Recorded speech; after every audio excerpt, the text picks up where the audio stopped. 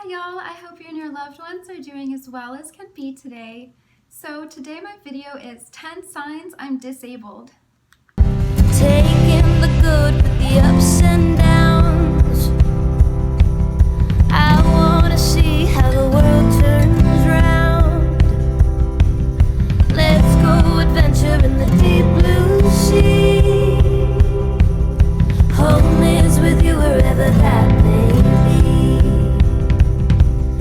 Home is with you wherever that may be.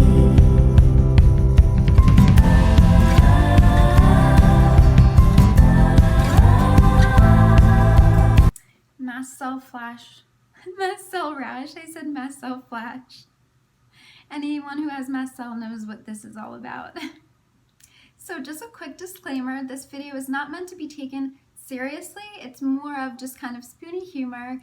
So obviously I know I'm disabled. This is just kind of a, how would you know if you're disabled when you really know? You know what I'm saying?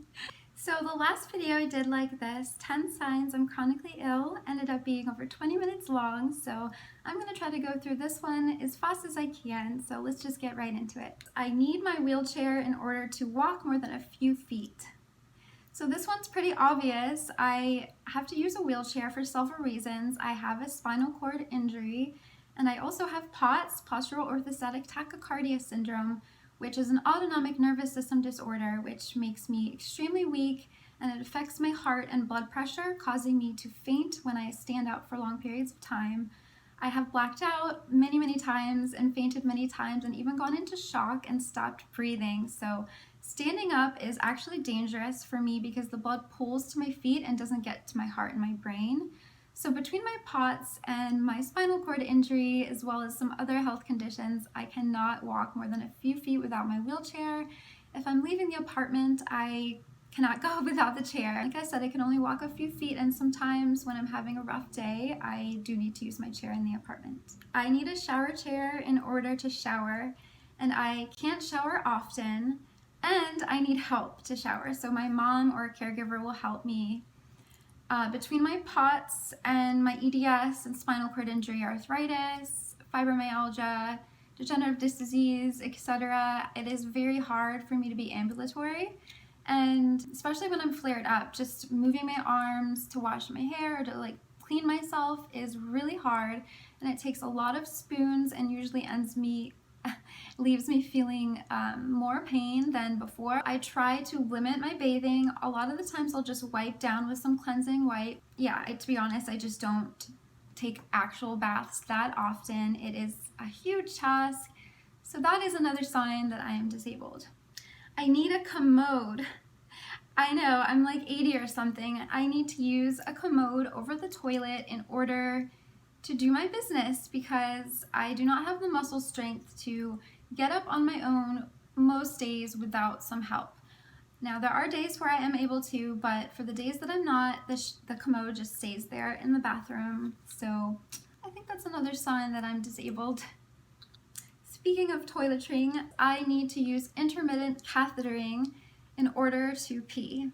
So I use intermittent catheterization to empty my bladder on days that my bladder is not working properly. I have neurogenic bladder, which means my bladder is partially paralyzed. So some days I'm just not able to go unless I stick a catheter up my urethra and empty my bladder that way. Lovely, right? I need a caregiver. So I am not supposed to be alone because I have seizures and I faint on occasion. I have asthma and I have gone into anaphylaxis and stopped breathing, so I shouldn't be alone. I am about to be 33 next month, and it is very hard to have to always have somebody around to help me. But thankfully my mom is a caregiver. That's what she does for a living, so she is my main caregiver and I'm super grateful for that.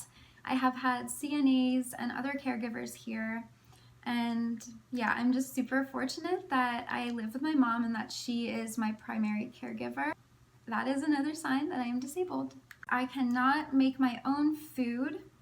I used to love to bake and cook. It was one of my favorite things to do. I am super into food. I'm a foodie, And so I had spent years in my early 20s baking and experimenting with recipes and having a lot of fun with it. I am vegan and mostly gluten-free, so I just had a really fun time experimenting with food that's actually really good, but still gluten-free and vegan.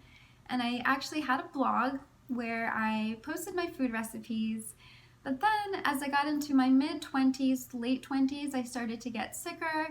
And unfortunately, these days, I am just not able to cook like I used to. It is really rare if I'm able to cook or bake. And if I am, I do need help from my mom or somebody in the kitchen with me just to be safe. And also just because I'm in my wheelchair when I'm in the kitchen, it's hard for me to reach things that are high up. There's no way I can really do it on my own these days, which is a major bummer. But it is what it is. I'm adjusting, and I'm grateful that I have my mom here to help me with that. So not being able to make my own food in my 30s is another sign I am disabled. I am bedbound. I have been bedridden for at least 8 years on and off, but the majority of that time I have been bedbound, spending most of my time in bed. People say, well, I've seen you out every now and then. Usually it's only for a hospital or doctor appointment. It is super rare that I leave the house for anything but that. I believe this whole year I've been out once for something other than a medical appointment. So I am bed prone. I spend most of my time in bed, and that is something I have gotten used to, and it is absolutely a sign that I am disabled. So I am not able to work. Unfortunately, it's been about 9 years since I've been able to hold a steady job. A couple years ago, I did work part-time from home. Even though I was very sick, I had missed working so much, and so I got a job working from home writing for the farmers markets, which was awesome. I loved it so much because, like I said, food is one of my biggest passions, and so is writing. So I was able to keep that up for about a year, which, pat myself on the back, I'm pretty proud of that. And unfortunately, I ended up getting even more sick and flared up, so I had to leave that position, which was a major bummer. I was so disappointed, but I'm not gonna dwell on the spilled milk. I'm gonna focus on what I am still able to do. I'm so grateful that I'm able to make YouTube videos when I am able to. Of course, I'm not able to do it regularly like I used to because I am sick and bedbound, but I do consider this a job, even though I don't get paid. But I cannot hold a regular or steady job because I'm not able to be consistent. I'm not able to commit to anything because my symptoms and my illnesses unfortunately dictate my life, because I honestly have hundreds of symptoms, and so I have to work my days around my symptoms and my treatments. That is my priority. That is my full-time job, is my treatments.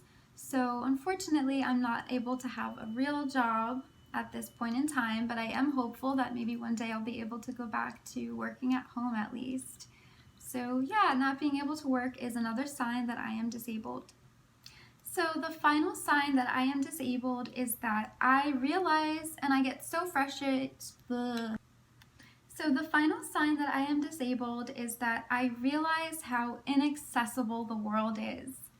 So this is something that I'm sure every disabled person encountered, is that the world is not made for disabled people. It is made for healthy and young individuals who are able-bodied. There are so many places that are not accessible, meaning that are not able to be entered or accessed by a wheelchair because of stairs or some other thing in the way. So yeah, the inaccessibility of the world is something that I didn't realize before I was disabled, but now it is something that I just cannot forget about. Anytime I go out, I usually encounter a problem. Even at doctor's offices, there are stairs. You know, I've had to be picked up by a maintenance person in my apartment building because my elevator would break all the time, which is obviously inconvenient, not just for disabled people. The world in general is, just like I said, not really catered towards disabled individuals. It is pretty ableist, and I hope this is something that will change. There are so many disabled people in the world, and unfortunately, the way illnesses are on the rise, there are more and more disabled people every year. So this is something that I really hope will change and get better. But in the meantime, it does frustrate me, and that is certainly a sign that I am disabled. That is all for today. I hope you enjoyed my video. I really appreciate you watching. Please take care and stay safe. I love you all to pieces. Please remember to like the video if you liked it and hit the bell for notifications. Subscribe if you haven't already, and I will see you all next time. Bye!